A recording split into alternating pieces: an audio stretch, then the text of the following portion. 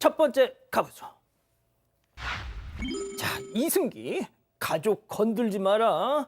자, 가수 겸 배우 이승기 씨 뭐 바람 잘 날이 없습니다. 며칠 전에는 이 장모인 배우 견미리 씨의 전 남편 배우 이명규 씨 때문에, 그리고 이번에는 장모의 현재 남편 때문에 입길에 오르고 있는데요. 자, 양 변호사님, 이 장인의 주가 조작 혐의에 대해서 최근 대법원이 무죄 원심을 깨고 파기환송을 했습니다. 자, 이승기 씨도 입장을 내놨더라고요. 네, 그렇습니다. 이 장인이 했던 건 일종의 주가 조작입니다. 23억 7천만 원 가량의 차익을 얻었다라는 혐의로 1심에서는 유죄를 선고하고 징역 4년형을 선고를 했었는데 항소심에서 무죄 판결을 받았거든요. 그런데 대법원에서 예. 다시 유죄 취지로 파기환송을 해서 이제 재판을 다시 받아야 하는 그런 입장입니다. 그러다 보니까 이제 이승기 씨 장인 그 가족에 대한 비난이 굉장히 쏟아지고 있는 상황에서 이승기 씨가 가족은 건드리지 마라라는 그런 취지의 입장문을 내놨습니다. 이 새롭게 태어난 아이의 이제 지금 장인 장모도 새로운 생명의 조부모가 됐다라는 것이고요. 그다음에 본인이 이제 사위인 자신이 책임을 지겠다. 그리고 결혼 전 일들이니까 이건 가족이 해결할 문제다라고 그렇게 입장을 내놨습니다. 자, 그런데 뭐 이승기 씨가 결혼하기 전에 벌어진 일이다 보니까 네. 뭐 이해한다는 목소리도 있고, 또 한편에서는 이 피해자 입장은 생각도 안 하냐, 지금 우라통이 터져 죽겠는데 하는 뭐 반론도 있고 말이죠. 두 가지 시선이 있는 것 같아요. 이승기 씨가 예전에 소속사하고 분쟁했을 때 했던 말이 있어요. 그 어떤 말이냐면 누군가의 흘린 땀의 가치가 누군가가 욕심 부려서 부당하게 써서는 안 된다. 이 내용을 얘기를 했었는데 이게 내로남불 아니냐라는 지적이 있습니다. 특히 결혼할 때 이 사건 있는 거 알면서 결혼했는 거 문제되는 거 아니냐라는 시선도 있고요. 한편으로는 이거는 결혼 전 장인 일이지 이승기 씨나 그 딸의 일이 아니다. 연자제 아니냐라고 해서 끊어야 되는 거 아니냐라는 입장이 있는 것 같습니다. 결국은 좀 판결 결과까지 좀 지켜봐야 될 것 같습니다.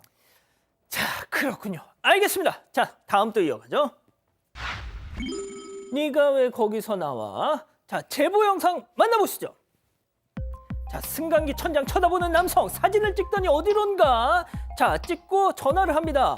자, 그리고 나서 바로 경비원이 딱 오니까 야, 아저씨, 저 위에 좀 봐, 위에 좀 봐. 손가락이 가리킨 곳은 어딜까요? 잠시 후에 말이죠. 다른 주민들도 와서 휴대폰 조명까지 꺼내들고 켜서 천장을 살피는데 대체 뭐가 있길래? 자, 잠시 후 소방관 등장.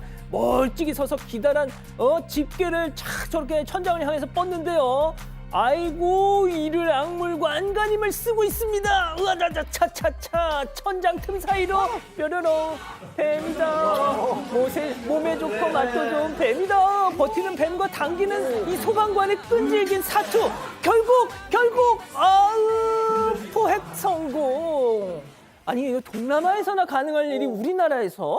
네, 어제 경기 김포시의 한 아파트 승강기에 뱀이 출몰한 건데요. 아파트 바로 옆에 산이 있다고 합니다. 그래서 뱀이 나타난 모양인데 소방구조대가 승강기 업체와 함께 천장 내부 등 곳곳을 살폈지만 뱀이 보이지 않았습니다.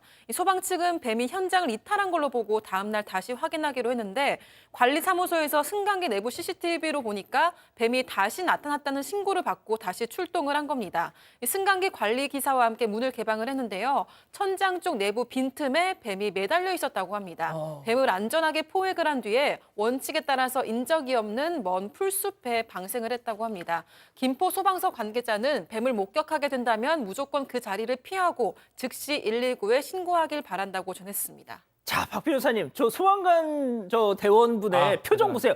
으르자차차차차 막 줄다리기 하듯이 말이죠. 무섭잖아요. 예, 저 박 변호사님, 예. 어린 시절 뱀 좀 잡아보셨죠? 제가요? 예, 제가 시골에서 잠깐 있었는데 저희 사촌 형이 예. 뱀을 잡긴 잡았는데 실력이 좀 필요합니다. 아, 진짜. 잘못 잡다가는 어. 물리기도 하고요. 오. 독이 있으면 또 큰일 나니까 아유, 뱀 주위에 가면 안 되겠죠. 뱀 조심하세요. 예. 자, 뱀 발견하시면 뭐 주저하지 마시고 119에 신고를 하시는 게 좋을 것 같습니다. 좋습니다. 자, 다음 이어가죠. 황당 아파트 게시글입니다. 자, 사방가족께서 아파트 엘리베이터를 타셨다가 황당한 글을 보셨다고 연락을 주셨어요. 만나보시죠. 자, 입주민이 써붙인 걸로 보이는 저 공지글. 제발 집에서 생선 튀기고 구워 먹지 좀 마. 생선 기름 냄새. 너무 역겹다 진짜. 나 비위 완전 약한데. 아니 내가 내 집에서 생선도 못 구워 먹으니까 나중에는 아주 그냥 청국장도 끓여 먹지 말라고 할 것 같은데요, 교수님? 네, 제보자가 사시는 집이 뭐 1990년도 후반에 지어진 집이라서 좀 이제 오래되기도 했고 이제 어르신들께서 많이 거주하고 계시대요. 근데 요즘은 좀 신혼 부부나 젊은 사람들도 오는데 엘리베이터에 저런 거를 이제 어떤 젊은 사람이 붙여놓은 거예요. 그러면서 제발 집에서 생선 좀 구워 먹거나 튀겨 먹지 말아라. 냄새가 위로 올라와서 너무 역겹다라고 썼는데 관리사무소에서 바로 띄웠지만 또 다음 날 또 붙여 있었다고 합니다. 그런데 도대체 생선구이 안 해 먹으면 도대체 뭘 해 먹어야 이분의 마음에 들까요? 그냥 밀키트 뭐 그냥 아니면 렌즈에 넣어서 꺼내 먹는 거 이런 거 먹어야 되나요?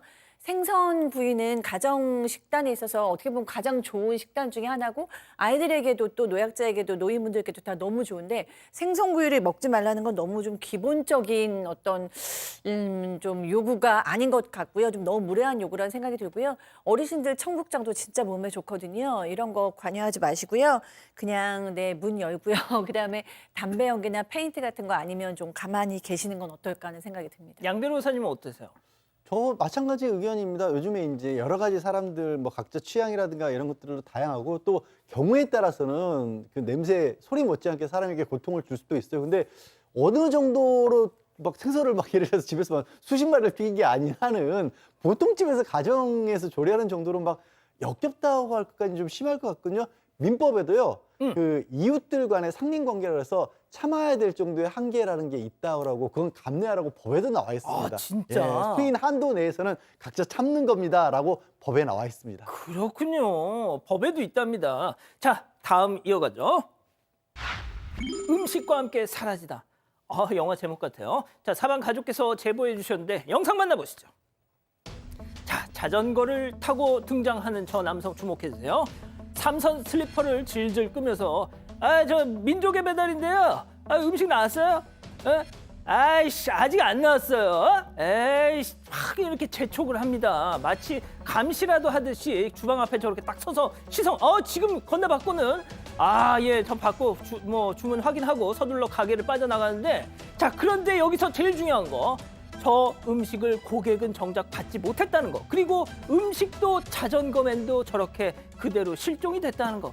자 바람과 함께도 아니고 음식과 함께 사라졌습니다. 여전히 행방은 미스터리입니다. 네, 지금 보신 영상 어제 저녁에 부산의 한 중식당에서 있었던 일입니다. 보신 것처럼 자전거를 타고 어떤 남성이 저녁 시간 때 한참 바쁠 때 났다는 겁니다. 오자마자 나 어디 배달해서 온 사람이다 라고 얘기를 한 겁니다. 그러면서 음식을 달라고 재촉을 하니까 이 기다리고 있다가 이게 번호가 맞나요? 물어보니까 맞다고 했다라는 거예요. 배달마다 이제 번호가 있을 테니까. 근데 받으면서 그 봉투 한 번만 더 꽉 묶어주세요라고 해서 받아서 갔대요. 그런데 한 10여 분 있다가 진짜 배달맨이 따로 나타나서 아이고야. 자 어디서 시키신 거 저거 주세요 하니까 그제서 이제 속은 걸 안 겁니다. 평소에는 배달하는 분이 오면 이렇게 번호를 가지고 점검을 하는데 크로스 체크를 하는데 너무 바쁜 시간대라서 그걸 못했다라고 합니다. 그래서 손님한테 전화해서 사정 얘기하고 다시 만들어서 보냈고요. 저 음식값만 10만 원이래요. 근데 이 제보하신 분이 돈도 돈이지만 너무 이게 속상해서 일단 오늘까지 여유를 주고 내일 신고하겠다고 하니까요. 네, 자수하십시오. 얼굴 그대로 찍혔어. 자수하십시오. 헬멧도 안 썼어. 아이고.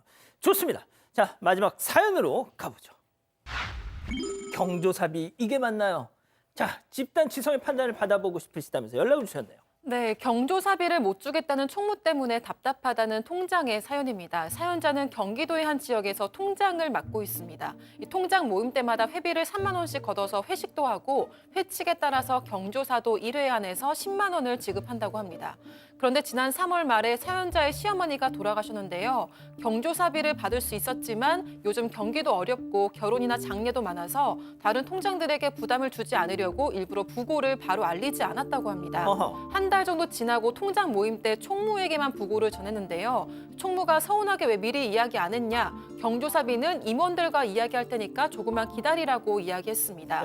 그런데 이후 회장이 부고를 늦게 알려서 경조사비를 지급할 수 없다고 이야기를 한 겁니다. 황당해진 사연자는 회칙에도 정해져 있지 않냐, 경조사비 받는 게 맞는 것 같다고 따졌고요. 회의에서 의견을 듣기로 했습니다. 하지만 회의에서도 통장직을 오랫동안 맡아왔던 사람이 우리 동네는 지난 일에는 돈을 주지 않는다고 말해서 제대로 결론이 나지 않았다고 합니다. 이후 어영부영 지금까지 받지 받지 못했다고 하는데요. 사연자는 통장들을 배려해서 부고를 몇 주 뒤에 알렸고 기한에 대한 조항이 있었던 것도 아닌데 경조사비를 주지 못한다는 게 납득이 안 된다는 입장입니다. 부고를 4주 뒤에 알렸다고 경조사비를 못 준다고 하는데 이게 맞는 건가요? 라고 질문을 보내왔습니다. 그렇군요. 자, 기다리고 기다리셨던 퓨처 핸즈업 타임 유튜브 JTBC 뉴스 채널 사건 반장 독립 채널에서 6천여 분의 가족 여러분들 함께하고 계신데요. 채팅창에 OX로 함께 참여해 보시죠. 먼저 사연자 통장입니다. 아니 저기요 총무님, 박상희 총무님, 통장 모임 총무가 무슨 감투도 아니고 이게 뭐 하시는 겁니까? 제가 1년 지나서 말씀드린 거 아니잖아요. 고작 한 달이에요, 한 달. 저도 상 치르느라 정신도 없었고 바로 손 벌리기도 좀 그래서 못 드렸던 걸 못 준다는 게 말이 됩니까? 아니 회칙에도 엄연히 다 정해져 있는 걸 아니 이런 법이 어디 있어? 막말로 거기 니들 돈만 있냐 동그라미. 아니에요. 좀 더 들어보세요. 총무님도 할 말 많습니다. 다음 총무통장님이 어머머머 이 언니 왜 갑자기 반말하니? 저기요 백다희 통장님 그때 바로 말씀하셨으면 우리도 당연히 챙겨드렸지. 한 달 뒤에 얘기해서 내놓으라고 하면 어쩌라고. 자꾸 회칙 운운하시는데 회칙에 기한 안 정해져 있어요. 그런 식이면 나 통장 되기 전에 우리 오빠 시어머니 돌아가신 거 나도 다 받아야지. 아이고 별꼴이야 진짜. 상식 좀 갖자 X. 이거 너무 당연한 것 같은데요. 이게 아, 한 진짜요? 달, 두 달, 세 달로 정해진 게 있나요? 이게 사실은 이게 법적으로 말하면 뭐 소멸시효 뭐 이런 거 청구 기간 그것도 사실은 10년, 많아도 3년, 1년 되는 거고 한 달 만에 하는 거는 사실은 당연히 이제 청구 가능한 상황인데 저는 오히려 이렇게 주기 싫어서 떼쓰는 것 같거든요. 저 사람들이 회칙도 없다고 하는데 줘요 10만 원. 무슨 짓입니까 이게? 아니 뭐 안 주면 때릴 듯이. 아니면 화가 납니다. 이상한 소리 그렇군요. 사서. 자 교수님. 네, 도대체 경조사비를 이렇게 주기로 결정을 했다라는 진정한 의미가 뭘까요? 이거는 정말 위로를 하고 격려를 하겠다는 거, 그리고 이제 소속감을 갖게 하겠다는 거, 뭐 이런 의도일 것 같은데 왜 안 주시는지, 어떤 이득이 있다고 안 주시는지 알 수가 없어요. 기한이 정해져 있지 않다고 하면 더더구나 좋은 쪽으로 가야 되는데 시어머니가 지금 이제 돌아가신 후에 마음도 상해 있으신데 이런 걸 왜 안 주는 쪽으로 가는지 그 이유를 도저히 이해할 수가 없습니다. 자, 양 변호사님, 하지만 이 총무님 말씀처럼 아니 그런 식으로 막 저 몇 년 전으로 거슬러 올라가 통장 되기 전에 했던 거 뭐 다 받아내면 아니 근데 저 돈은 통장 모임이 만들어진 이후에 있는 일이 벌어진 일이잖아요. 그리고 지금 저 사연자분이 말씀하신 것처럼 그 돈은 그냥 어디서 하늘에서 떨어진 것도 아니고 각자 회비를 각출해서 모아놓던 데서 주는 거거든요. 박 변호사도 얘기했지만 그래요. 굳이 법대로 한다라면 그게 권리가 채권이 있다라면 예. 소멸시효라는 게 있어요. 그걸 쭉 행사를 안 하면 없어집니다. 언제? 10년 동안 행사하잖아요. 아 그렇구나. 보통 그래요. 근데 한 달밖에 안 됐어. 혹시 어. 뭐 좀 싸우거나 밑보인 거 있는 거 아닐까요? 도저히 이해가 안 갑니다, 저는. 그렇군요. 자, 우리 가족 여러분들 뭐라고 하실까요? 네, 경조사비를 줘야 된다는 의견이 많았습니다. 군산 사는 남원땡님, 회비에서 주는 건데 왜 안 주나요? 라고 하셨고요. 손공주님도 늦어도 줄 건 줘야 합니다. 라고 하셨습니다. 하지만 W 제임스님은 경조사가 있으면 즉각 말하는 게 맞지요? 라고 하셨습니다. 진실추적자 사건 반장, 여러분을 사반 가족으로 초대합니다. 아래 구독 버튼을 눌러주세요.